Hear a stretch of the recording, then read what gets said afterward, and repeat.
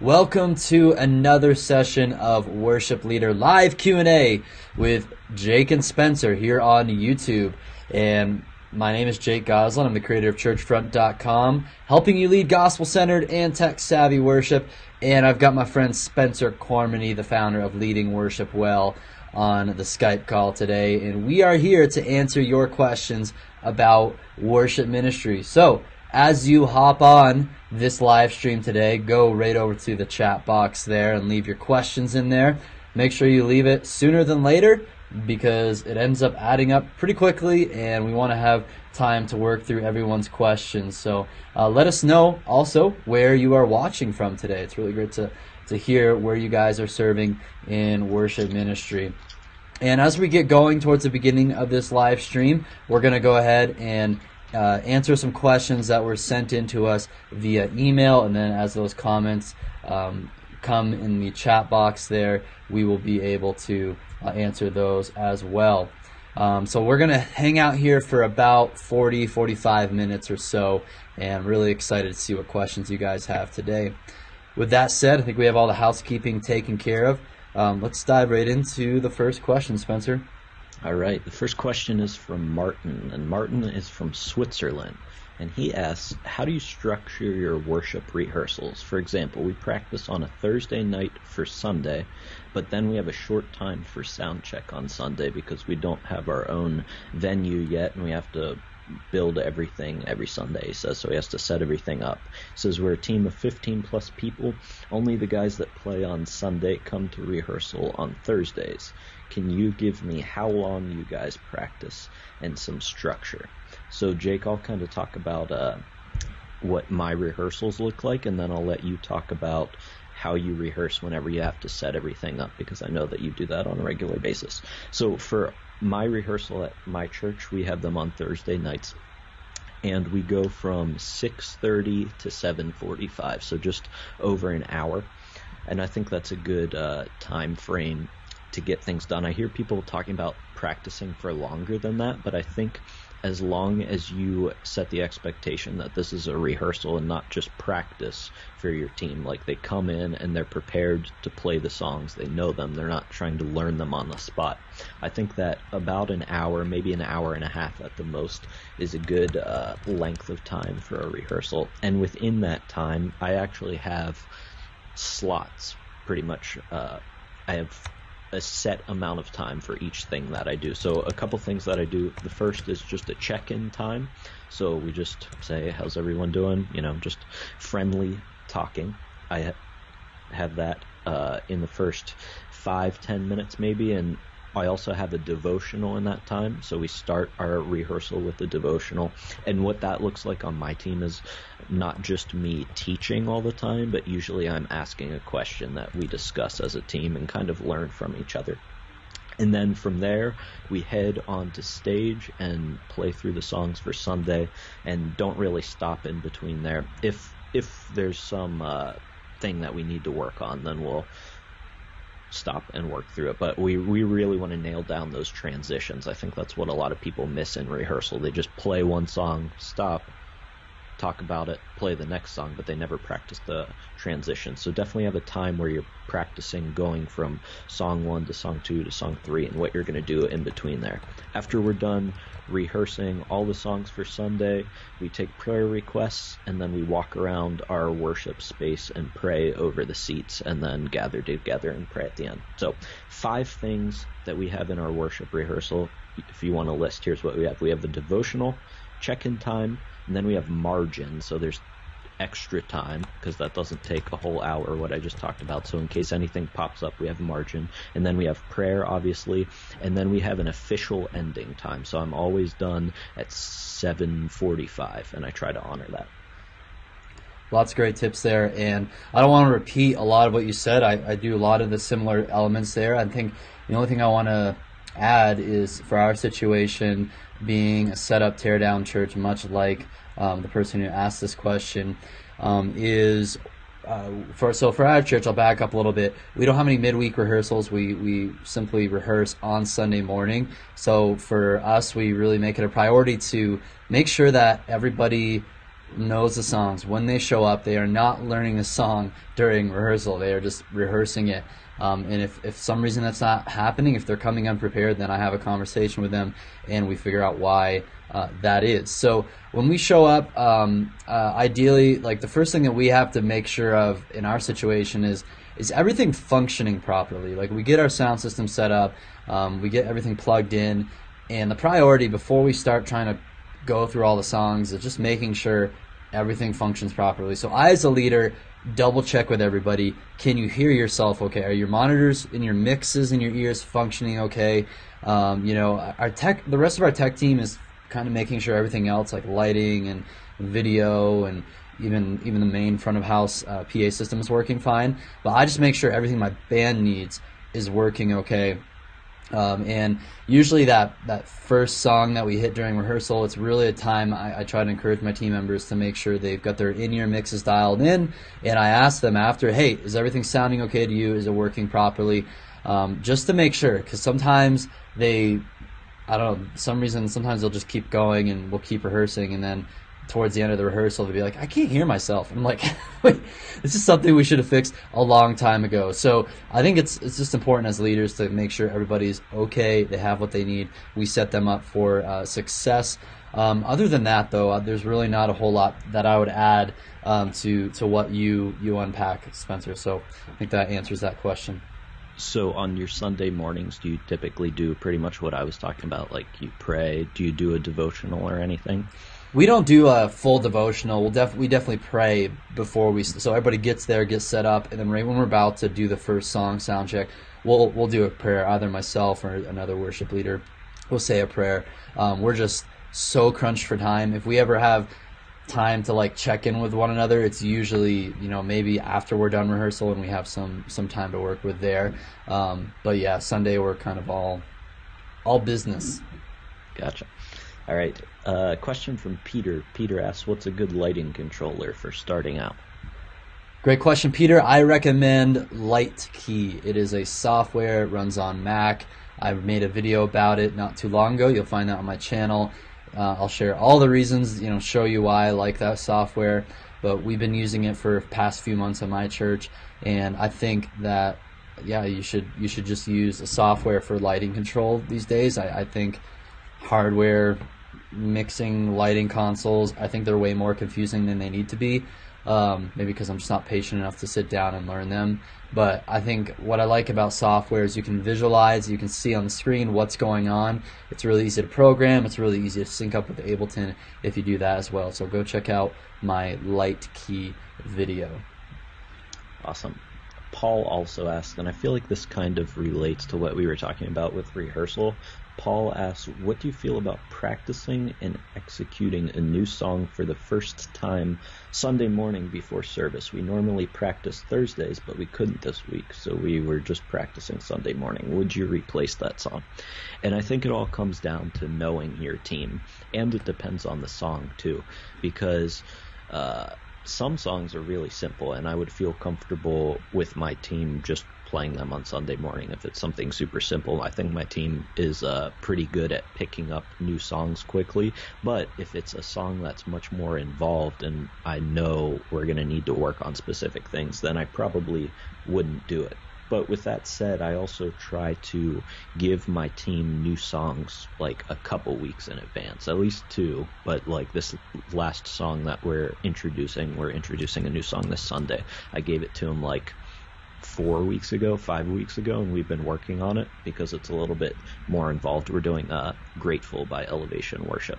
So that one's got some different rhythms, and I knew that we'd need some longer time. So I think it depends on how good your band is with that, and then also the song that you're doing. What do you think, Jake?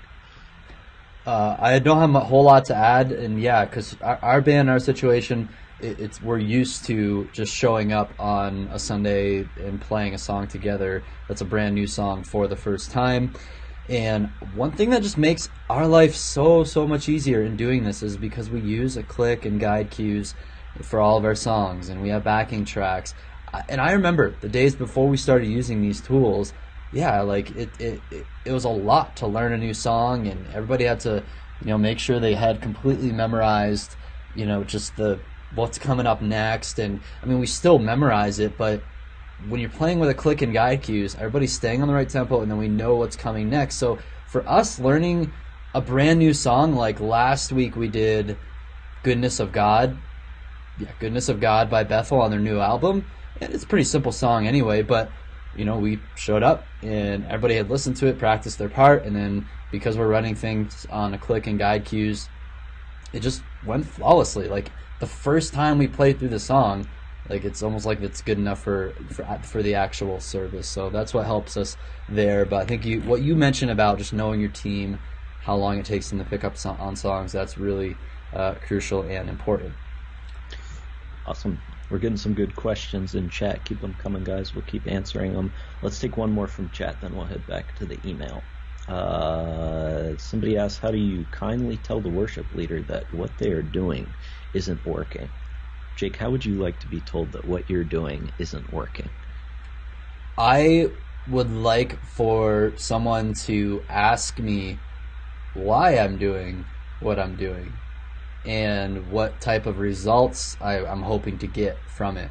I think that's kind of a kind way to start a conversation. Just ask a question, and don't do it in a way that's like obviously like, why are you doing this? Like in a tone that makes them sound like they're not smart for doing something. But just genuinely, just ask them a question so you can understand their perspective, and then just kind of keep asking questions. Be like, well, how do you feel like that's working? And just ask questions like that to kind of follow up. And I think it's good to let the person whom you think is doing something that's not working well, kind of let them figure that out on their own. Do you have anything to add to that? Yeah, I think just offering suggestions too. Like, I would hope that in my leadership I would be open to suggestions. If somebody in my band came up and said, not, hey, I think what you're doing is wrong, but hey, have you considered doing this instead? I mean, I would be more receptive to that than them saying, I don't like what you're doing, and leaving it at that. So if you're going to say that somebody's doing something wrong, give them a suggestion as well, so they have something to work on, and it's not just a negative, but like, I want the team to be better. What if we tried this instead? Awesome. All right. Next question. We'll pull this one from the email. I'll let you take this one since it's a bit longer, and you know what he's asking here. Yep, so this is from Trevor. Trevor says, we have a church of about 1,000 people, and we're growing fast. He's been there for about 4 years as the creative arts pastor, and things are changing. They have more people joining the team, and so that's sort of alienating the people who have already been on the team. So he says, we have members on the worship team who have served for 15 plus years, and they're struggling with the growth and the change. So he says, my question is, how do I help these long-timers along in the change/growth? How do I help them see the value in adding new members to the team, especially extremely talented and valuable members? Also, some of these long-timers aren't necessarily gifted vocally, but they've been on the team since the beginning, and I wouldn't add them to the team if they auditioned today. So how do I move forward in that? How do I let these people go or transition them into a new role? Any thoughts on that balance, Jake, of inheriting people and getting new people and just having a growing team in general? It's a really good question. I don't know if I have a very good answer for it. I would just navigate it carefully, and I think it's definitely not too difficult to just explain, like, hey, we're a growing church. We have maybe more. It sounds like you've got to have more services being added on, so you need more people. If there's an issue with maybe competence and skill levels, I think you should definitely be honest to the folks who they need to develop their skills in particular areas, and help them understand that things are moving along. We're not the little startup church that we might have been however many years ago, and if you have certain standards, you don't want to compromise on them just because someone's been around for a long time. So honor them, respect them, have honest conversations about it. Just always tell them why you're doing what you're doing if you make any changes. But I don't think you can get around, like, if there's going to be some awkward conversations, or some people may ask, why aren't I serving as often as I used to, like, however many years ago. I think just be honest, and you know what being honest looks like in your situation. So don't try to, like, sugarcoat stuff, but and just make sure, always, I think, check your heart and your motivation for how does what you're doing in your worship ministry fit with kind of the larger vision of what's happening at your church and where your church is heading. So those are some of my thoughts on that. Yeah, I think too that you've got to set that standard and then hold people to the same standard. New people, old people. Like, I know we haven't talked about this before, but this is where we want the worship team to be. So I don't know what specifics of that are. Like, if people are struggling with showing up for practice or on time and prepared, and that's one of the values that you've set for your team, and you have that in writing or you've expressed it explicitly to your whole team, not just one person, then you can start to hold people to those standards. So I think that's an important part in the process. I think then just also communicating the vision of where your church is headed and how things are changing, why they're changing, and how it's going to help in the future. So if somebody's used to serving every single week and all of a sudden you've got 3 other people to fill that role and now they're only serving once a month, you can tell them, like, we want you to be able to serve sustainably.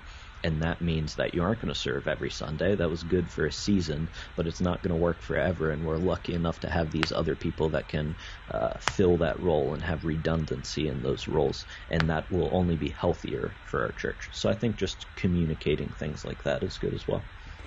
Awesome. Before we move on to the next question from the chat box, let's show the folks watching right now some resources we got available for you. So here we have worshipleaderschool.com. This is a resource I've been building, I've been working on, and we have a growing online course library. This is specifically for worship leaders like you.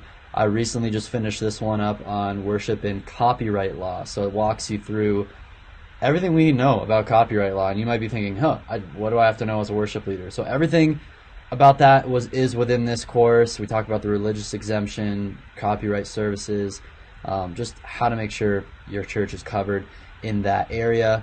And then we got a whole other host of courses here, just on all topics within worship ministry.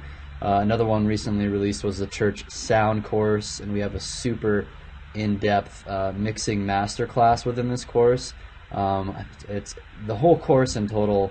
I think it's around like 4 to 5 or 6 hours of content. So lots of stuff here to take you from, like, being an absolute beginner as a in worship ministry or in worship sound here to, like, really advanced mixing techniques. So basically, to join Worship Leader School, I meet everybody who joins Worship Leader School because I want to make sure it's the right fit. So what you're going to do is go to worshipleaderschool.com, and you guys can schedule a free strategy session here. So you can go down and you can select a time on my calendar, and we'll meet and we'll talk and we'll decide whether or not it's the right fit. So make sure you schedule a day, fill out the application form so I can get to know more about you before we hop on a call. And then, I'll meet you guys soon. And then I want to also show you guys leadingworshipwell.com. Spencer, what do you have available for folks here? Yeah, leadingworshipwell.com. I've got a free audio training for you, so if you like the sound of my voice, head over there and pick it up. It's called 5 Tips to Instantly Improve Your Worship Leading. If you head to leadingworshipwell.com, you'll see it right there. And I just walk you through 5 pretty simple tips that if you just start applying them, it'll instantly improve your worship leading. And then, of course, I've got the blog over there, which has over, it's got like over 300 blog posts now answering a bunch of different questions. You can search for anything that you want. Lots of information over there, so check that out. Awesome. Thanks, man. All right, let's head back over to the comments. What questions do we have? All right. I'm going to ask one that I saw, which was for me. Matt N. just asked Spencer, what's your Sunday morning rehearsal like, or do you only practice Thursday nights? So we have rehearsal on Thursday, which is where we go through all that stuff I talked about with the devotional, check-in time, all that stuff. And then on Sunday, we run through the songs again, but that's just a run-through. So we show up at 8 o'clock. Our service starts at 10, so we're there 2 hours early. And we just run through all the songs straight through, and that's all we do on Sunday morning. And then here is a question from Robson. It says, what do you think are the most important instruments to start a church worship group? That's something I like to think about. Jake, Yeah. I'll let you go first. I can only kind of speak from my own personal preference, I guess, and I would, start with myself vocally, because you got to sing, right? So hopefully there's in voices and instruments. So voice, and then I really like acoustic guitar because I prefer it over piano just because I feel like guitar is more like it's both a percussive instrument and an actual like rhythm in terms of like playing the chord progressions and stuff underneath. Piano's great because I think it's easier to do like lead lines and stuff like that. But I'm a guitar guy, and then I would go with my second instrument would be drums and piano. That's how I would build it. If I had a guitar, a drum set, and piano, I'd be set to go. And then I feel like the rest of the things could be supplemented with some tracks. But then, of course, having a bass guitar would be awesome. Then start adding some electric guitars in there. How would you go about building a band instrumentally? I think if you only have one musician, either an acoustic guitar or a piano is the most obvious choice. I don't know what other instruments you'd use, but I think that's good. And what you talked about too, you can supplement tracks for those things that you don't have. If I just had, let's say, 3 musicians and I had to choose instruments and I could choose, I would probably do 2 acoustic guitars and drums. Like if I lead more in an acoustic environment. I've never been big into like big band stuff. I don't know why. I just really like acoustic stuff. So that's my preference. But I mean, use what you have. Like, don't put a limit on people need to play these instruments. If you have people who play instruments in your church and they're capable of leading worship, then use what you have. Deshauna asks, with the time restrictions, do you all have do you allow spontaneous worship, or is it more so stick to the set? Yeah, we have our set list, and then I'll identify a spot or two in the service where we have just some flexibility if we want to jam on a portion of a song. We don't do a lot of like spontaneous worship as in making up new songs on the fly. Not really, at least where we're at now. It doesn't really fit the culture of our church, but we want that space to be able to like pray between a song or repeat something like that. So I'll let my band know ahead of time where those spots are going to be. I have that set up in Ableton, so it's really easy to allow that to just keep running in the background, and Ableton follows us during those situations. Yeah, we don't do a ton of spontaneous worship, but I think the more I've been in the online church resourcing world, I've really seen how different a lot of churches are, and that's okay. Like, the culture of churches is different. So even though Jake and I don't have that, like, I see it being utilized in other churches to good effect. So I mean, what's too long in your service. If, like, for me, if we went an hour and a half on a Sunday morning, that would feel long to me, but in some churches they go 2 hours regularly on Sunday, and that doesn't feel long. So you just have to know your church. Let's head back to the email questions. This one's from Roger. He's got 2 questions. First, he says, currently our worship band doesn't use a click track during our set. Many of us want this option. What are some of the different options for incorporating our click track into our set list? I'll let you go through that, Jake, and then I'll ask a follow-up. Yeah. Yeah, so you could get a phone app that runs a metronome. I think there's a phone app called Tempo. There's lots of different phone apps you could run a metronome. Actually, another great way is you can even use something like Prime to just set up your set list with different metronomes in it at the different time signatures and different beats per minute, and then you can use that, plug it into the sound system. Your drummer could run it, a worship leader could run it. You can get them a foot controller pedal mapped to the songs. So Loop Community has a bunch of videos on how to do that. Probably do it with the Playback app as well. You can do it with Ableton Live. It's really easy to do that. I think one of my favorite ways to have just like a click and pads and that's it. Like you can just run some pads in Session View and Ableton Live at the right tempo, map those different clips to a pedal, and you're good to go. Your sound person could run that as well. So it just depends on how well they're able to kind of keep in tune with the band. I personally like controlling and triggering tracks and stuff from stage. I think it's a lot easier that way. That was the follow-up question, wasn't it? Yeah. Yep. So I prefer as a musician and worship leader to have control of triggering songs from the stage, but we have it set up so our sound tech or our media volunteer can actually trigger songs as well if I needed him to. So we actually have capability to do that either from the stage or from the sound booth. All right. You answered that question. Let's go back to chat for a second. Roger asks, how do you find volunteer musicians and singers when you move to a new city for a church plant? And I think the key is you've just got to get out and meet people. Yep. When you're starting from zero, it's not like you have anything to work with. There's nobody in your church to raise up, so you have to go out into the community and find people. And I do think that there are a lot of people just in general who aren't serving at a church that would be interested in serving at a church, and really you just have to go and find them. Any other thoughts on that, Jake? Nope. You got to get out there, hustle, ask anybody who would be willing to teach people. Go on Craigslist, go on Facebook groups. I know in our area we do have like a Denver area for church musicians Facebook group, so there might be something like that. You really just got to get out there and ask. People don't magically just show up ready to play in your band. So next question, comes from Micah. Behringer or Aviom for personal monitor system? I would prefer. It really depends. I mean, if you have a Behringer board, I would probably use the Behringer personal monitor systems. I'm not a huge fan of those personal monitor units. I'd rather use wireless or get a headphone amp and then control my mix with the app.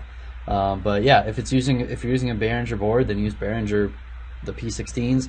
But if you have something else, then you could probably have to go with Aviom. I think Aviom probably works with Behringer too. It works with lots of different boards. My preference though is to stay away from those systems in general. I just like good old the Behringer P1 headphone amp or the P2, stuff like that. I don't like working with, and I think my musicians say the same. They rather control things with their phone, even if it's just controlling it, rather than having to work with this like physical unit. Do you think that's the way things are moving? Because I feel like I see less and less of those Avioms in churches and more just people controlling things with their phones. Yeah, I think it is because the phone technology has come, a long way. I think Avioms were really popular 10 years ago when smartphones were kind of a new thing still. But now, because there's two things that have to happen for in-ear monitors. You have to get the audio to people's ears, and then you have to be able to control the mix. Like, those are the two primary things that have to happen. And before, really the only way to do that was through, obviously, whatever the hard wiring is to get that audio there, and then also having a unit to control the mix. So Avioms used to do that, but now I feel like with these apps that control all these affordable digital consoles we're getting these days, I just don't see a place for personal mixers like that. And even now with like the Soundcaster app and things like that, we're even seeing now the audio stream straight to our phones. So I think the less hardware, the better. Yeah, and you save on money too. Like, most people have a smartphone, so if Yep. you can do it with something somebody already has, then all they have to do is download an app. Why would you spend the money on getting these personal mixing devices? Totally.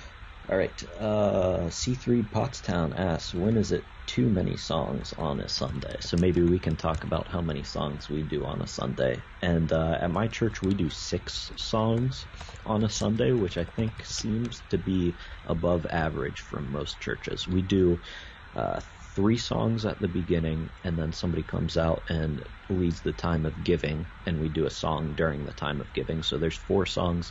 Then we have the message and do 1 song as a response song coming out of the message, and then 1 to close. And all in all, our services are generally about an hour and 15 minutes at the most. So we do 6 songs. How many do you do, Jake?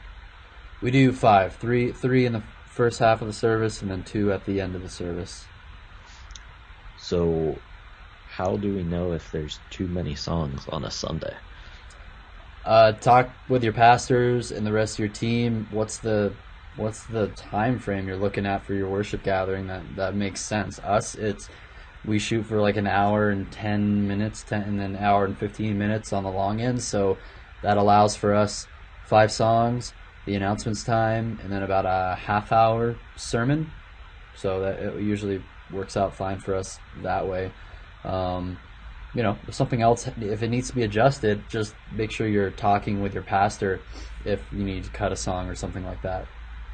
Yeah, I think it depends once again on the culture of your church too, because some people would be okay with like 8 songs in a service. That sounds like a lot to me, but maybe that's okay. But then the other side of it is, how long are the songs that you're doing? Because if you're a church that does a bunch of spontaneous worship, what might be a 4-minute song for me could be like a 10-minute song for you. So I think I'd view it more in terms of like length of musical worship in a service, and you just got to talk with your pastor about that. Awesome.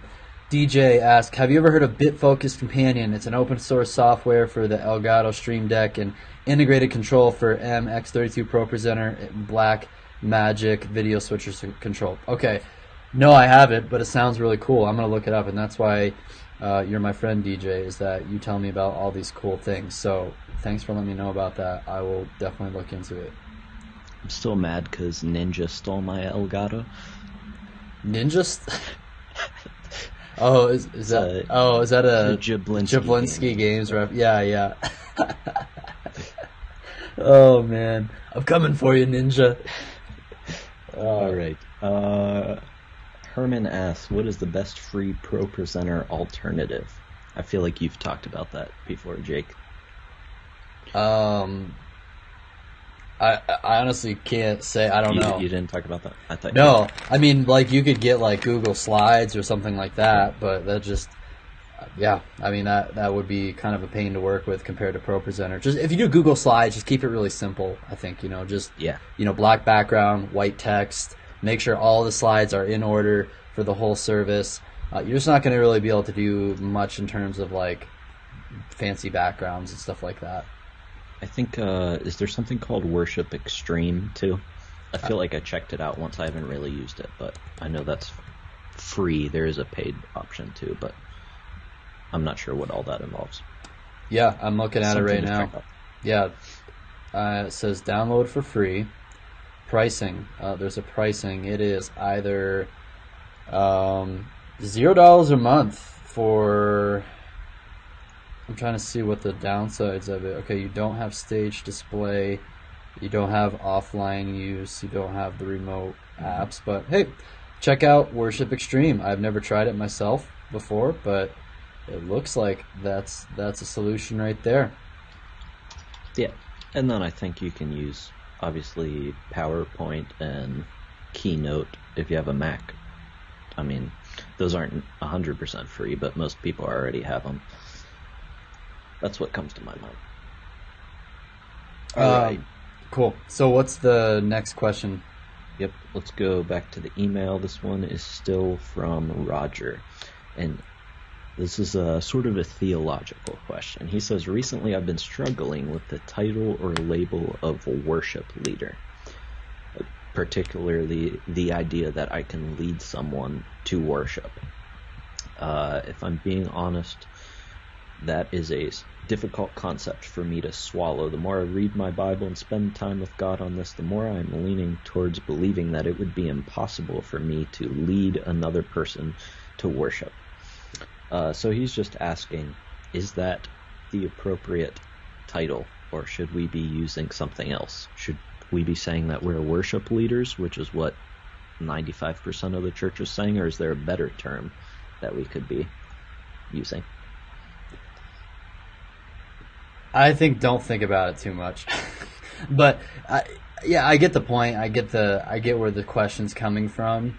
In the sense, like, you cannot make someone's heart feel a certain way about God. I think we can inspire one another and encourage one another, and I mean that's stuff that we're supposed to do as believers.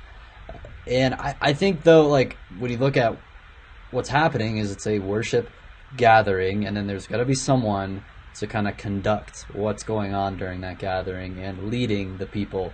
So I view worship leader as someone who's in charge during this time, who's like giving us direction, a sense of order. I was reading Corinthians today, and Paul is very big on just do everything order. It's going to be in order, and it's going to be edifying to the church. If it's speaking in tongues, if it's prophesying, all that stuff. Like, he's very big into order, and I think that's kind of the purpose of having someone who, especially during what we call the music time of worship gatherings, someone does have to be the leader of that to make it go well, so it's edifying. So I would say don't think about it too much. Yeah, I think worship leader is a fine title, but I think it's a good thing to think about. Like, yeah, we really, God's the one in control there over like, people's hearts. And I mean, now we're talking about like other theological stuff. Man, we're getting way too theological for this channel, guys. Let's talk about in your monitors, right? But no, it's a good question. Yeah, I think it's a good question. I think, like, you're leading someone too. Just because you're leading someone in it doesn't mean that you are the one causing it. Like, you're a part of the process. You're leading the song is essentially what you're doing. So, I mean, I've seen a lot of churches just call people song leaders, which I guess that's okay, but then you kind of downplay the role of that. This isn't just a song, this is also worship. So I think you can be a worship leader and still understand that the Holy Spirit is the one that is allowing people to worship. The Holy Spirit's working through you too. So those are my thoughts on it. Great. Zach asked a good question. What does your personal practice routine look like for the weekend? I would say it kind of gets to a point where it's like, okay, if there's a new song, my practice routine is to make sure that I know the chords and I know the lyrics. So on a really good weekend, the practice routine is, on a really good week, the practice routine is like just sitting down for a song with 15 minutes and just memorizing the lyrics, especially. The chords are easy for me. I can just hear where everything's going, but the lyrics is where it's like, okay, how can I just want to be as non-dependent on the confidence monitor as I possibly can. So not really complicated. I don't do a whole lot of fancy guitar playing. Maybe if I did, I would spend more time doing it, but I'm just an acoustic guy. What about you, Spencer? What's your practice time look like?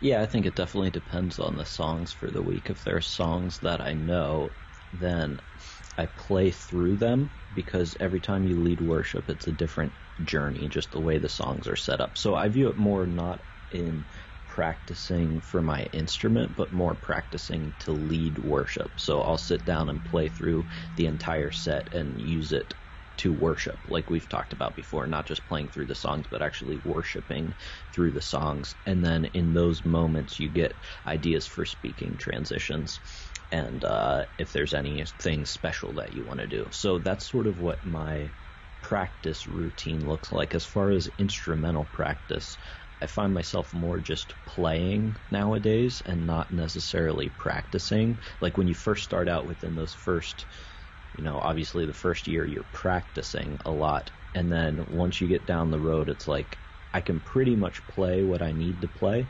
So the learning just comes from learning new songs, and in those sometimes you learn new techniques. That's kind of how I view it. So that's what mine looks like. I just run through the songs. Awesome. I want to point out Andrew, or the Rubber Duck is his username. Great username. He said, "Hey Jake, I took your advice last time. I got a bass and I'm teaching a kid in our church how to play it." Awesome. Good job, Andrew. Way to take action and like if you don't have a bass player and you can't find one to recruit, you got to make one. So great job making that happen, man. Yep. All right. Well, we'll give you guys a couple more seconds. If you have any more questions, leave them in the chat. What we'll do is we'll answer one more email. We'll come back over to the chat, see if there's any more questions, and if not, we will land this plane. All right.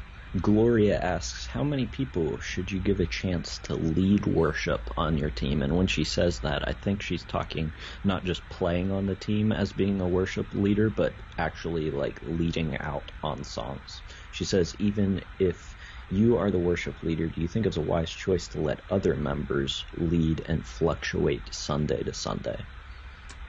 I don't think there's a specific limit on how many people, but if they are gifted and have the ability to do it, I love having other people actually lead songs in our worship gathering and even like lead prayers and stuff like that.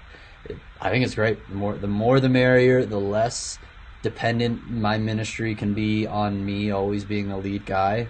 I think it's the better. And you look at a lot of these churches we look up to, there's more than one worship leader. I think there used to be a time where, it was like, I don't know, just Chris Tomlin or they're also recording artists, but like, I think worship has transitioned a lot from being that like sole individual, maybe in the 90s to the 2000s, to now it's more about like the team. And I think I think it's healthier. I think it makes it more diverse. And as a congregant, I like it when there's different worship leaders. So, yeah, those are my thoughts.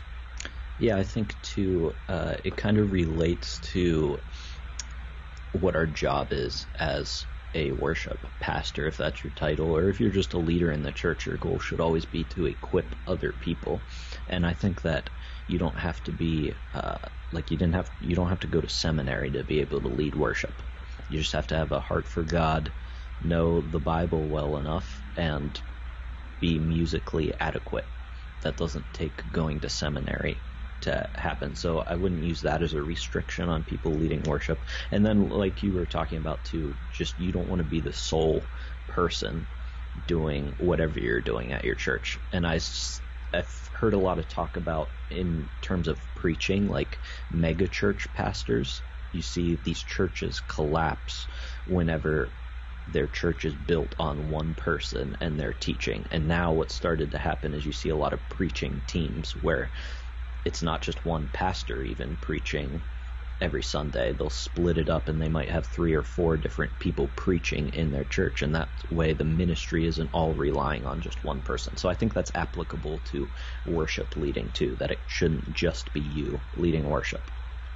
Awesome. We have one more question over in the chat asking about whether or not, Edwin asks, Jake, do you recommend cheap cymbals for a church or something more expensive? I think cymbals are definitely something you don't want to necessarily skimp on, because that really can just affect the drum sound. Like the cymbals that are cheap, they just sound super harsh. That's where you get lots of complaints and stuff happening from drums. So K Customs by Zildjian or Heartbeat cymbals, those are probably my 2 biggest recommendations for that. So with that said, I want to we'll land this plane for this live session. Thanks so much, guys, for hanging out.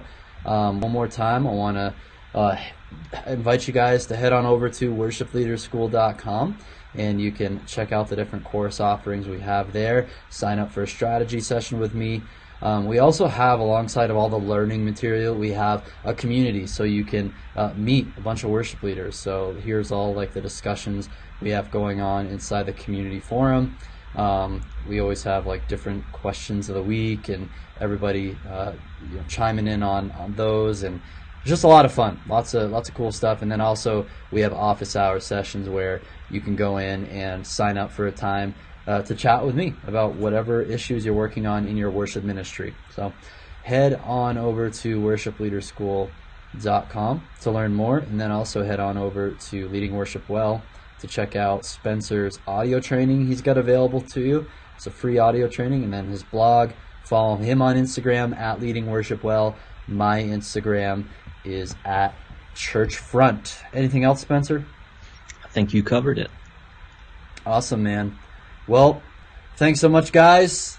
Really appreciate you for taking the time to hang out with us this afternoon. It's great to hear what y'all are up to in your worship ministry. So all I have to say is just keep up the great work, and we will see you next week.